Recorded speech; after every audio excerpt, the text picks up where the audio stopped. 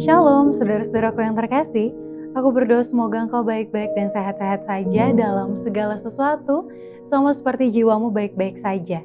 Marilah kita nikmati firman Tuhan melalui buku Hidup yang Menyehatkan. Pencapaian ilmiah para dokter. Banyak yang menjalani tugas-tugas profesi ini tanpa persiapan. Mereka tidak memiliki pengetahuan yang semestinya, tidak juga mereka memiliki keterampilan dan kebijakannya, ketelitian dan kecerdasan yang diperlukan untuk memastikan keberhasilan. Banyak dokter tidak secermat dan secerdas seharusnya dalam praktek profesinya. Mereka mengandalkan obat-obatan, padahal keahlian dan pengetahuan yang lebih tinggi akan mengajarkan mereka cara yang lebih unggul. Apabila dokter-dokter memahami fisiologi dalam pengertian yang paling benar, maka pemakaian mereka terhadap obat-obatannya akan jauh lebih sedikit dan pada akhirnya mereka akan berhenti menggunakannya sama sekali. Dokter yang tergantung pada obat-obatan dalam prakteknya menunjukkan bahwa ia tidak memahami mesin rumit organ tubuh manusia. Seorang dokter terampil harus memahami sifat dasar berbagai jenis penyakit dan harus memiliki pengetahuan yang teliti tentang struktur manusia. Ia harus tepat dalam menangani pasien-pasien. Ia mengetahui bahwa penundaan itu berbahaya ketika tangannya yang berpengalaman ditaruh di atas nadi si penderita.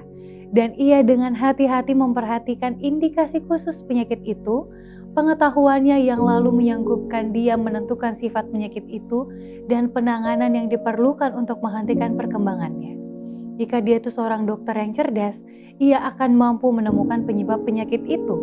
Jika ia mengamati dan bersikap jujur, ia akan mengakui bahwa dosa dan penyakit memiliki hubungan sebab dan akibat.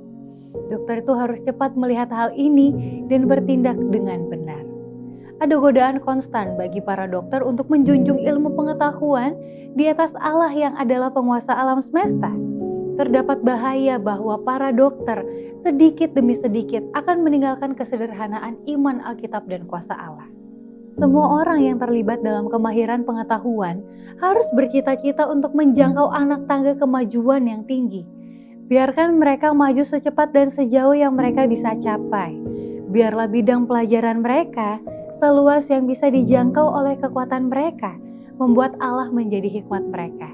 Berpegang teguh pada Dia yang tak terbatas dalam pengetahuan, yang bisa menyatakan rahasia tersembunyi selama berabad-abad, yang bisa memecahkan masalah-masalah paling sulit bagi pikiran yang percaya pada Dia satu-satunya yang kekal, yang tinggal dalam terang yang tidak bisa didekati manusia.